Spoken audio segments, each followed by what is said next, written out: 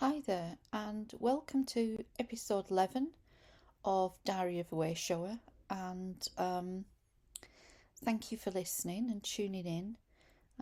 Wanted to talk today about the inner child.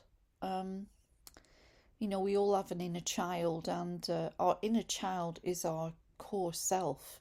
Is when we're born. How a clear channel we are. You just need to look at a baby, don't you, and toddler, and how they're into all sorts of things. They've no fears. Um, they're so curious. Uh, they enjoy um, any texture, any device, anything, any toy. Anything can be made into a toy, and they can play for hours, can't they, with one thing? I mean, it's just so, life is so joyous for them, and we just love their innocence, don't we? And their capacity for joy. Um, and that is our core self, our soul self, our capacity for joy and love.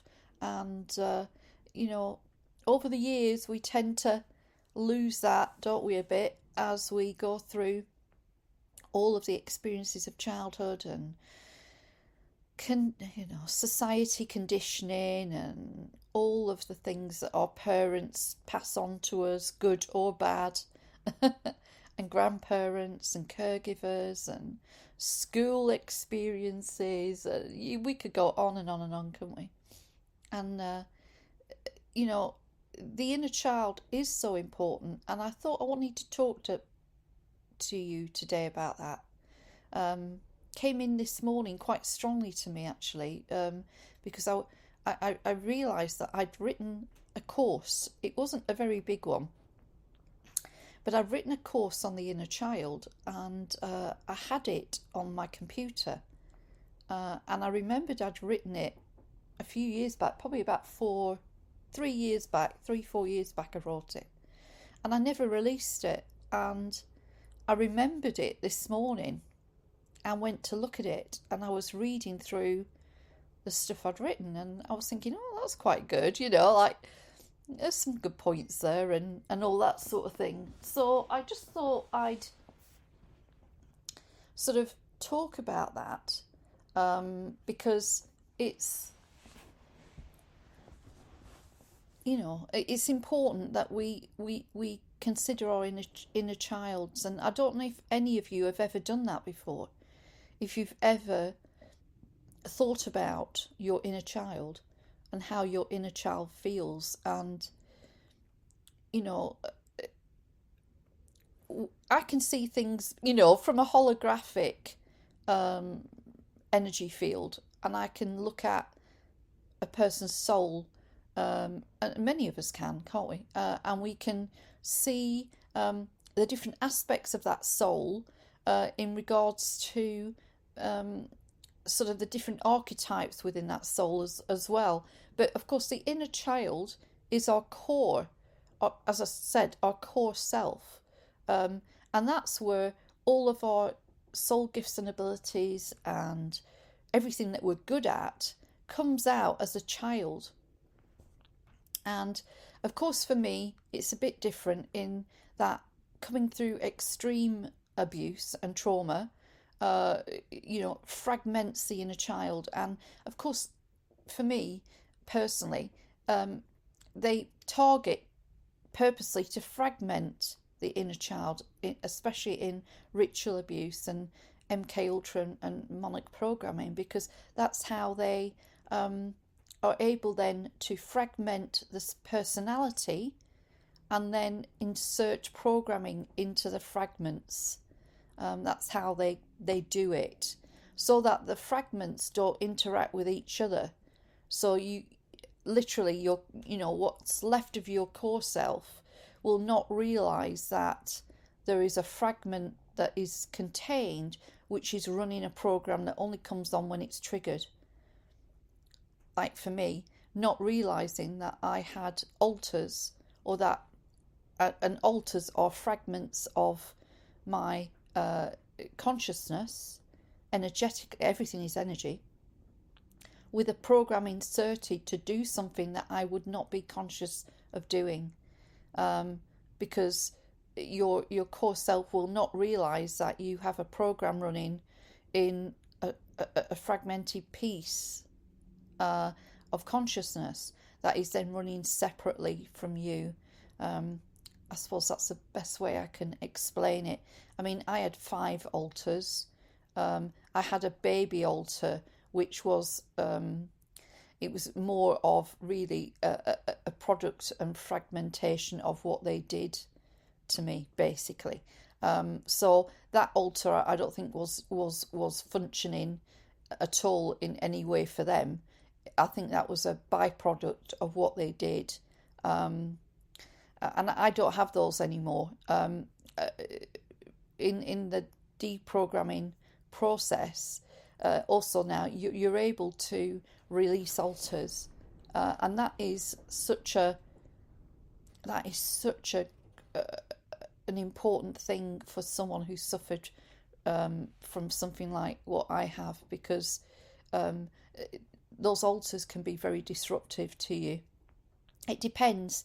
Some people fragment and alter, and their altars are there to protect them from what occurred to them, what occurred when they were young.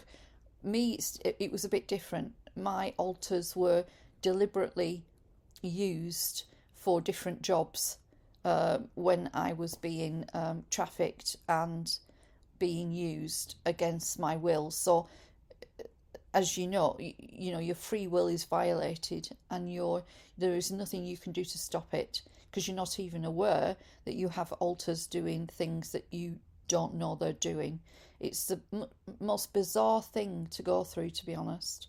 I can't even explain to you how I still can't fathom out, that like all of that was just like alien to me, and I have no memory. I've got fleeting memories of what occurred to me when I was in my alter state as such, because those memories are not mine, really. Well, they are my memories, but they're memories linked to that part of the consciousness that believed it was its own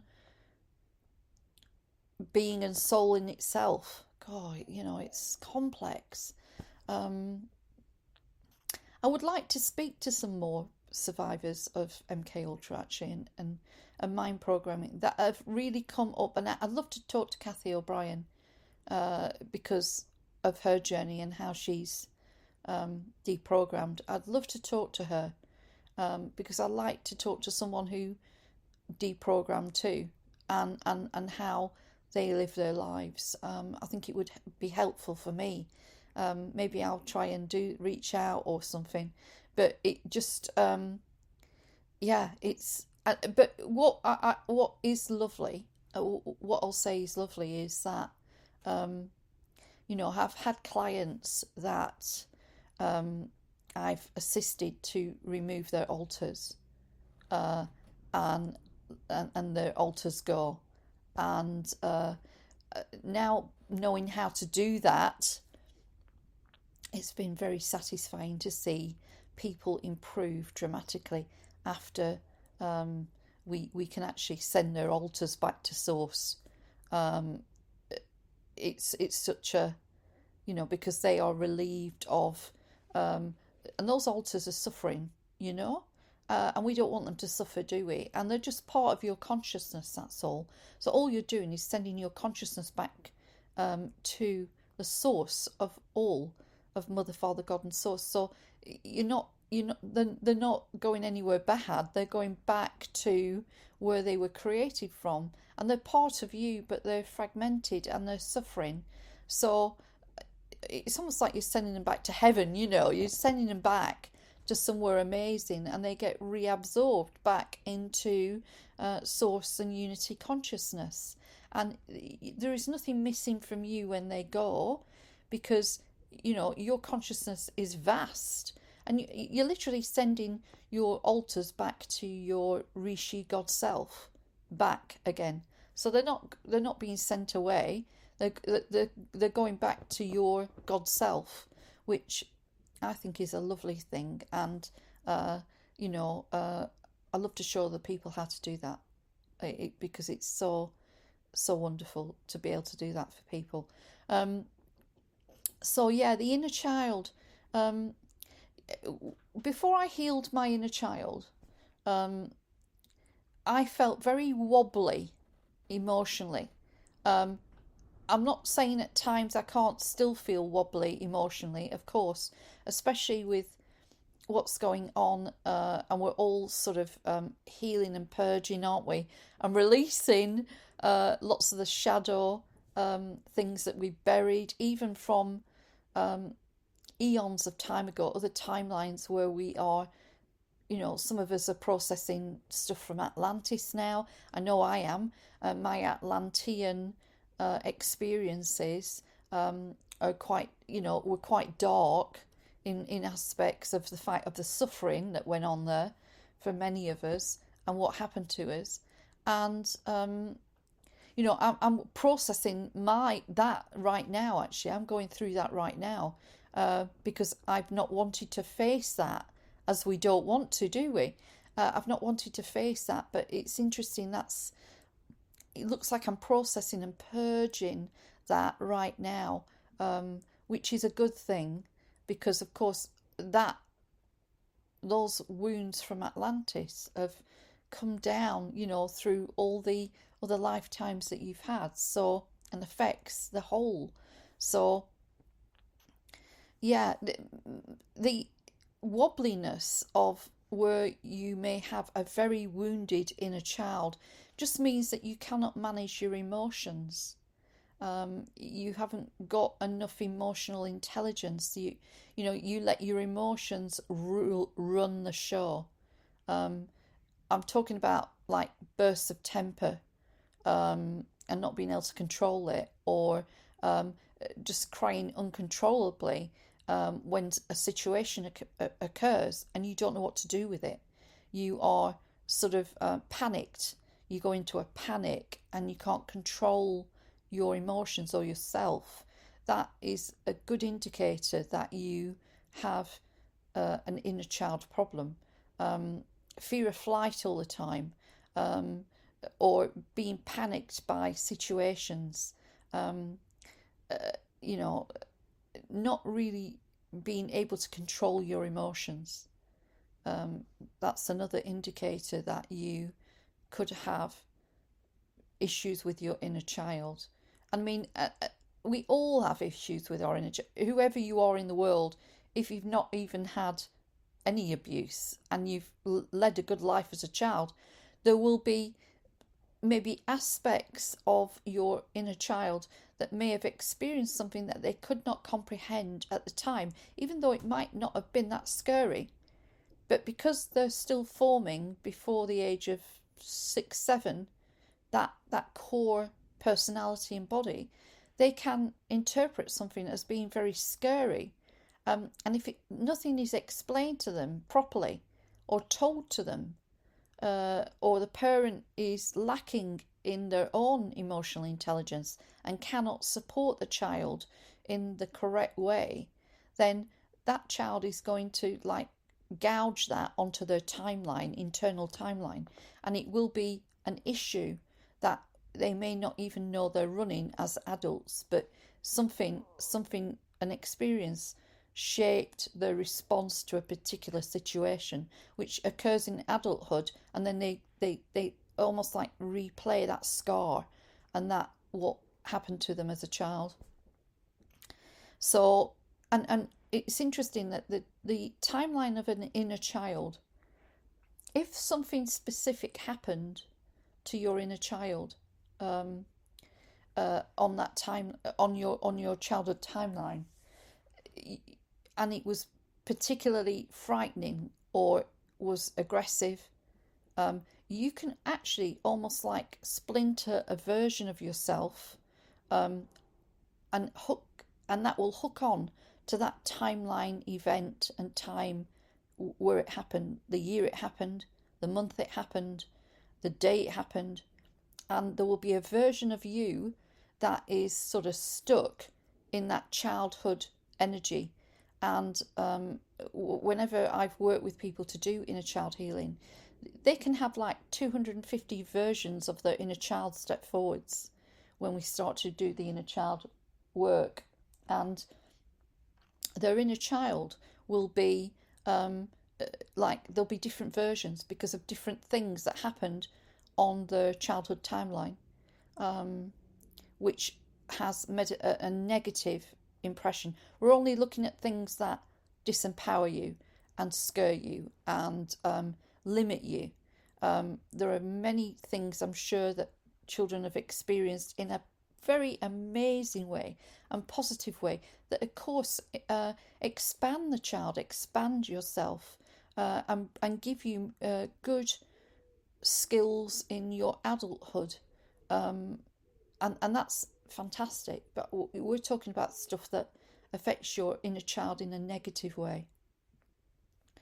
So, yeah, you can have so many different versions of yourself from your childhood, and there are always memories, aren't they? We've all got memories of certain childhood memories of things that weren't so good, nice, or your parents arguing one time and it was so, you know, um, so deep and raw that you like you can remember it.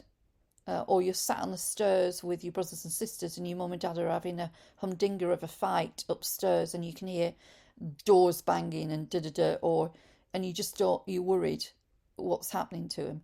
That can be a very scary thing for a child, and children can blame themselves, can't they? And you can imagine how that impression like sits with you.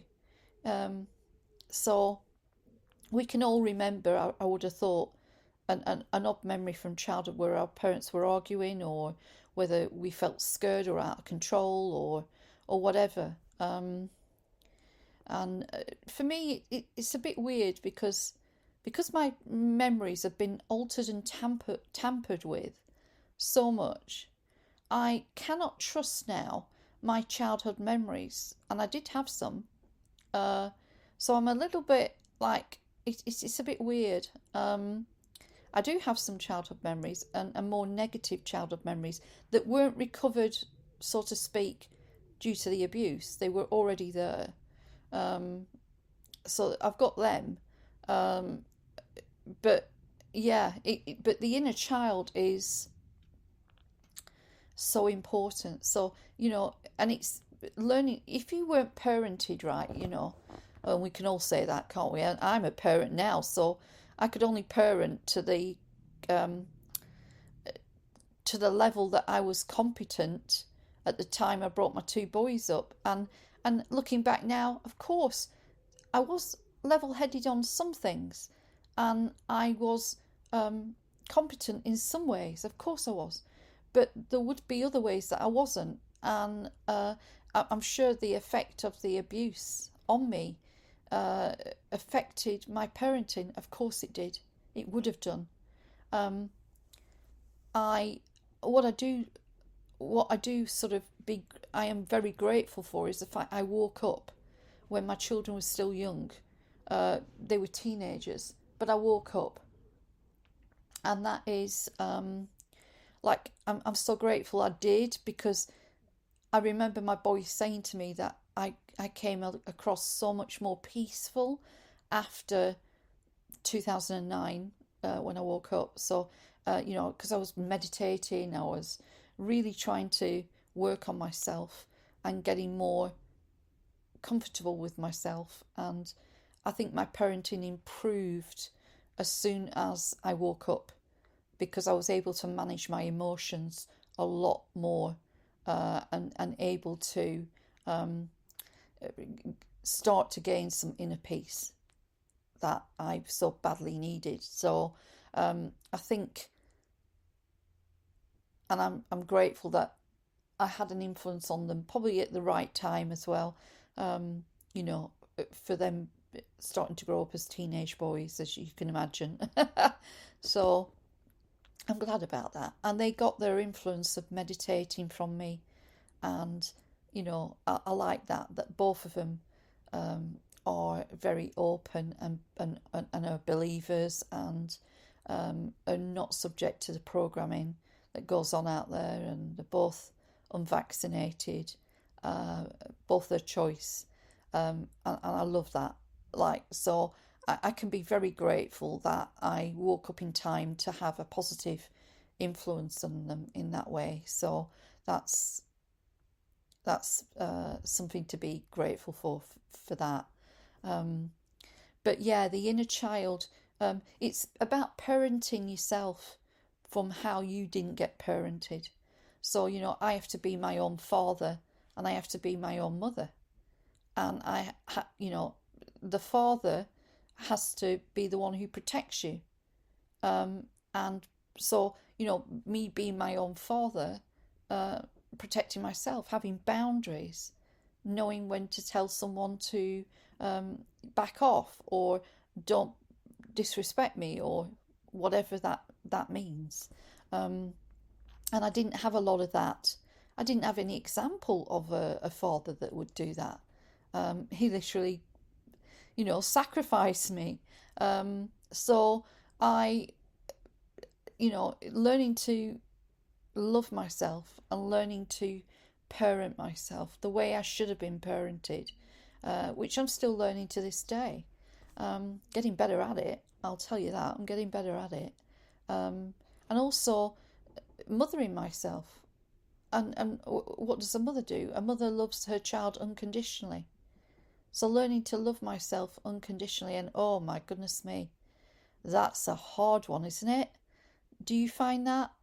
Um, are you too hard on yourself?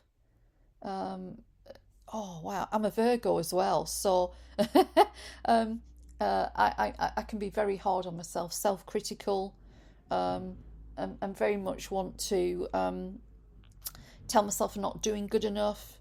I should be doing more.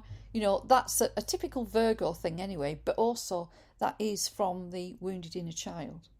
Um, Low self worth, low self esteem. That's all linked to inner child work. So the mothering yourself is learning to love yourself, warts and all. Uh, and I have built in really lovely little mechanisms that I use, little things I do that just help me get going. I talk to myself in a positive way. I say things like "Well done, Lynn," or "Well done, Linny," especially when I'm pushing myself to complete something or to do something that maybe is triggering me in some way, or I'm finding challenging. Put it that way. Um, I will say, come on, Lynn, you can do this. You can do, you can do this. Come on. I'll cheer myself on. And also I'll say to myself, well done you. Um, like giving myself a pat on the back, to encourage me, to keep going, and that whatever I'm doing, it's good enough. And that's another trait, I think, of self-loathing, self-hate, or not loving yourself, is that you like will trip your own self up, and you will criticize yourself, and you will sort of limit your expectations of life and limit your expectations of what you think you're capable of. And that is a self-protection mechanism as well. Of course it is, because you don't want to fail, because if you fail, that will just reaffirm how crap you are or how not good enough you are, and that will reaffirm those inner, those thoughts that come through of uh, everybody else is better than me. And of course, low self-esteem, low self-confidence comes always with abuse, lack of self-respect, because that core energy of abuse eats away at your core self. And your core self as a child is confident. Every child born on this planet will be confident if they're brought up in those circumstances where they are encouraged, they are not berated, where they are encouraged to go for their skills, gifts, and abilities, and encouraged and told that they can do anything they want, that they are capable of anything. You know, you bring a child up in those sort of circumstances and in that sort of energy, they will have high self-worth and self-esteem. But of course, in today's society and also the programming on the planet, most children suffer from some form of um, lack of belief of themselves. The schooling system doesn't encourage this either, does it? Um, Deliberately, I do believe, even though maybe the people teaching don't realise what they're doing. But you know, it's all designed uh, to get children to lose their way, so that they don't know what they're good at, and they're not encouraged to do that. So there's so much we could do when we bring our children up in the right way, in the right energy. Um, I think we forget how the matriarchal tribes from eons ago brought their children up to um, have high self-esteem and confidence, and to let them discover what they were good at, to let them go off and try loads of different things, so that they could um, gravitate to a certain thing they're good at. Um, you know, seeing it in both my children actually, and where their skills lie and laid. You know, um, it it certainly, you know, what a child is really obsessed about at times, and taking away the video game influence and internet and all of that stuff, if you were to see what children would gravitate to and keep going to, it would give you the indicator of where their higher soul gifts and abilities lie, and what to do with them. So I just thought I'd talk about that. Years ago, I used to do children's star reports. I even taught other people how to do it, and um, it was tapping in to the child's I am presence. So we weren't going into their energy field or anything like that. We were talking to their I am presence and asking, what do you want your parents to know? Oh, it's fascinating, the conversations I had with the their I am presence and their soul. And they would say things like, oh, can you get my parents to remind me about the stars? Can you get them to remind me that I'm really good at astronomy? Can you get them to remind me that I came here to bring a new, I don't know, a new way of looking at stars? All sorts of really interesting stuff like that. And I'd then reel it off to the parents, and they just like go, oh my goodness, that's their personality. And I could be like reading them from 2 years old, 3 years old, you know. It was amazing. And then they would go, I'd give them a list of things to go and get. Well, can you put this on their wall in their bedroom? Can you put a star map on their wall with their name underneath it or something? Just little reminders of, you know, this is part of your gift. Your soul gift is this. Not meaning that they have to go and become an astronomer when they're older, but it could be something that they're meant to write about the stars, or books about you know what I'm saying, don't you?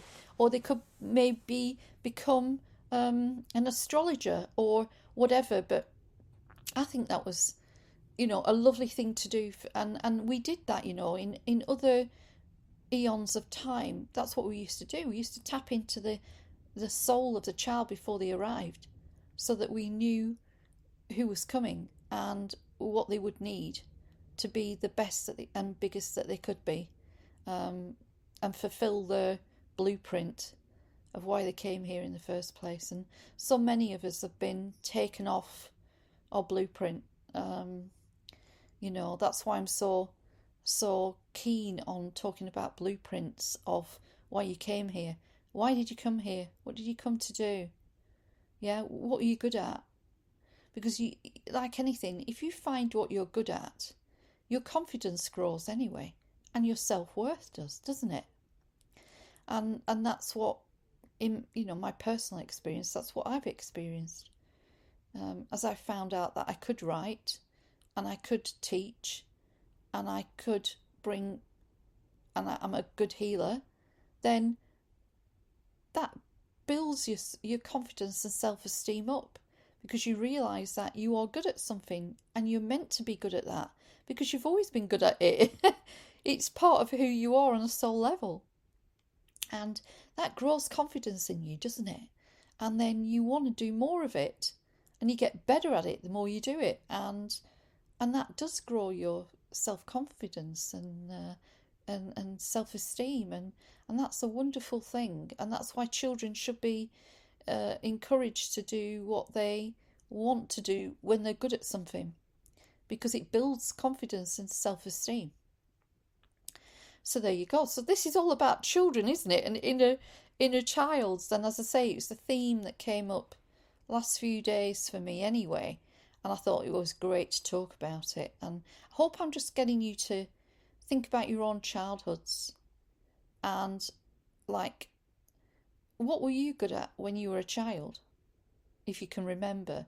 Some of us can't even remember. I mean, I'm a bit of an exception with what happened with me, but I know a lot of us don't really have much memories of childhood, especially if you're a starseed. You, I found that a lot, that trait a lot, that we don't really know. We don't have much, you know, personal memories of childhood. But yeah, what you gravitate to, what you're good at, is always a key to your higher soul gifts and abilities, and to develop them. You know, that's what I say. And it's true. I've seen it. I've seen it in countless people I've done readings for and things. My voice, can you hear it? It's a bit croaky today. I was training all weekend, so you have to talk a lot and do the journeys and activations and all that sort of thing. So I've just got a little bit of a croaky voice today, and yeah. So the inner child, I think you should look at your own inner child, and I hope that I'm prompting you to do that, and to give her the love that you did not have. I think that's really important, to give her the love that you didn't have, or what you felt you were lacking in. You replace that now. You become your own parent. You reparent yourself. That's what I'm doing right now. Giving myself the love, the respect, the praise, self-praise, the support, giving myself boundaries. I'm much better now with being able to say no, being able to not feel guilty when I say no, to be able to stick up for myself if someone is trying to disrespect me. And that, I feel, is something that has, not been there in my life really. So it's lovely to have, to be learning that, and to be feeling like, because that's, then you feel you're in your power, don't you? You don't feel disempowered. You feel you're in your power, and you can handle anything and anyone, or anything that comes into your life, and that's a good thing. That's a very positive and good thing. So it's been a long time in me being able to get to this point. We're all still learning, we're all still healing, myself included. So I'm still on my own journey of gaining that self-empowerment and standing in my power, and not being ashamed of what I stand for and what I say, and all the normal stuff. But it's badly lacking in a lot of light workers and starseeds, well, whole of humanity. But in starseeds and light workers, we we do lack confidence and self-esteem, and we have to work on our, as I say, on our inner child. We'll all have been targeted one way or another as a child, and I'm sure loads of you have got stories about that. Um, so just thought I wanted to talk about the inner child and the journey for me of reconnecting to um, little Lynn, who was, I suppose, so lost. I lost my core self. I never really knew who my core self was because I was splintered and fragmented so young that there was no, the abuse started from when I was born, really, in one way or another. And the core Lynn, she couldn't form. Core Lynn couldn't form. She was targeted too much to be able to build her core self. And then for me to try and find out who is really Lynn, who is my core self? What do I really love? What do I really love to do? How do I, how do I, how does Lynn really want to express herself? What is Lynn capable of doing that I didn't believe in myself because I wasn't meant to? Why am I really here? What am I really doing? What have I come here to do? How can I express myself in the most best way? You know, it's something that I'm going through right now of finding out who Lynn really is and what Lynn really wants. Um, yeah, it's I'm still discovering every day of who I really am, and what I want and what I desire. And I think that's another thing. Wounding of the inner child um, very much will get you not to want to dream or to aspire to anything big. You want to keep yourself small. Um, Maybe you won't want to bring attention to yourself. You'll hide because you don't want to be seen for some reason. And there's so many different expressions of how we can be presenting as a wounded inner child. And it's sort of, as I say, peeling the layers off, isn't it? But a fragmented inner child, when you've got a severe fragmented inner child, if there's been abuse, that fragmentation of the inner child needs to heal. And that's about you engaging with your inner child and bringing her to you and sitting with her or sitting with him and trying to listen to what they have to say to you. What do they want to tell you that you need to know? And they may just want to be heard because no one's actually ever listened to them and no one's actually ever really heard what they have to say, and they may need to say it to you to be able to start to heal. So that's another thing, having a conversation with your inner child, and letting her out, and also going to rescue her, rescue yourself, going in and saying, I've got you, picking her up, cuddling her, kissing her, and saying, I'm never ever going to leave you alone again. I'm never ever going to let you down. I'm never ever going to not hear you and see you and witness you and validate you. And that you've got me and we're together and we are a team and we have got each other's backs. And I am your parent and I will love you and support you and give you everything you need to thrive, not just survive. Because a lot of us are in survival mode. That's all how we've ever operated, isn't it? In survival mode. I could. There's so much you could talk about with the inner child, but I don't want this to go on too long. So I just thought I'd talk about inner child a little bit.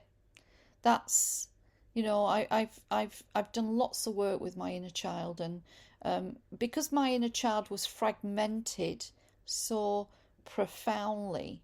um, my major sort of rescue of my inner child was in 2020, when I discovered I'd been very badly abused. And I actually energetically went to get her. Um, and she was buried behind a brick wall. I may have mentioned this in an earlier episode, I can't remember. But yeah, she was buried behind a brick wall in my own energy field when I went into my heart to start searching for her. And I took down a few bricks, time by time, until I could throw in a torch to her. I knew she was in there, and I bricked her up, basically, energetically. And when I went to get her and took the wall down, oh my goodness me, the image of her I've still got now. She was black, like dirty black. It's like she'd been put in a cell, and forgotten about, and she'd been in there for years, and she'd given up. She was hopeless. She'd been abandoned, and she was, like she was in, I don't know, I think a white blouse and a grey skirt, almost like a school um, uniform, but it wasn't a school uniform. And she looked to be about 4.5, 5, and her hair was all unkempt and dirty, and her fingernails were dirty, and just like a neglected child, basically. Um, and she recognised me, but was scared to come to me, until I said, "Hey, I'm you, and you're me. I'm your future self." And she got that, and sort of then ran into my arms. Well, she could hardly walk, actually. I think she tried to get up and stumbled down. And I went to get her and picked her up in my arms and said, "That's it, come on, you're coming out of here right now." Which was was the rescue, the start of the rescue of my inner child, the start of the rescue of me, uh, claiming back my childhood, claiming back me, whole in. It was a very symbolic time, a very emotional time when I got her back. And amazingly, we healed her, with, with, with a group of cosmic unicorns, I might add, which was hilarious. It's such a, that was a joyful time, actually, because I saw her change over a course of about 2 weeks, energetically, because she was in a very amazing healing space. And we put her in with the cosmic unicorns, and we built her a little bedroom, and we had a heart-shaped bed and pink covers, and she had dolls, and she had a paddling pool, and she had yeah, lots of things. And one day, I've got to make you laugh. One day, I've left her in there for a few days with the cosmic unicorns. I thought, oh, I'll go and see her. So I travelled down, through my heart, set the intention to go and see her. And she's playing in the paddling pool with a unicorn. What a sight to behold. There is a unicorn sat in the paddling pool with my little inner child, and they're splashing water at each other, and she's giggling away, like loving it. She's clean, her hair's gorgeous and long. She's in a lovely little dress. The light is shining from her eyes. She's playing in the water with the unicorns, and she's having a whale of a time. And I just just to see her, that was just amazing. She lit up when she saw me, when I walked in the room. She just lit up, and I think I went over and sat by him, and it was lovely. And then I was able to start talking to her, and she was able to start talking to me. and telling me what happened, not in great detail, and she didn't need to, but telling me enough. I said to her, you can tell me what you need to tell me to make help you. And that was like the real start of the healing of the layers of my inner child. And it was a very beautiful and wonderful thing to experience with her, to see her lightening up, and to know that she was with me, and I had her covered, and I, you know, it that is such a powerful thing, I tell you. So I hope you've enjoyed listening to that, and maybe just like prompted you to look at your own inner child. Try and have a conversation with her or him, and have a really loving conversation as you as a parent. So if you are a parent, treat your inner child like your own child, and talk to her, and talk to your inner child, and like you would do to your own child, and take care of them like you would your own child. That's what I sort of would advise you to do. And that's the start of really getting conversations going that can really help you move forwards and advance very quickly. It's a lot of, it's an unseen healing that needs to take place that many people forget about. And it's actually the inner child that's holding you back in lots of ways. If that inner child is scared, and there's fear based in that inner child core. So there you go. Thank you so much for listening. I'm so grateful, and if you enjoyed this, if you could like this, I'd appreciate it, and subscribe. I would really appreciate it too. So thank you for listening.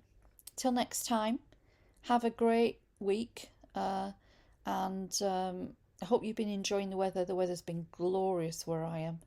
It's been gorgeous, but we've got a dull day today and very cloudy, so it just gives a bit of a breather from being too hot. So, but anyway, enjoy, and I hope you enjoyed the summer solstice or winter solstice wherever you are. We just gone through the solstice point, and whatever's going on in the world right now, and you know what I'm talking about.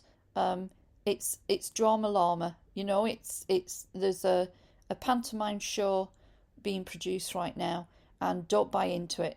I don't buy into that. We're walking our timeline of love, and that is our timeline, not theirs. That is their timeline stuff, not ours. I don't think it's even real anyway. I think it's all put on, to be honest. I don't think it's happened at all anyway. And you know what I'm talking about, I'm sure. Okay, so sending you all my love. Till next time. Bye.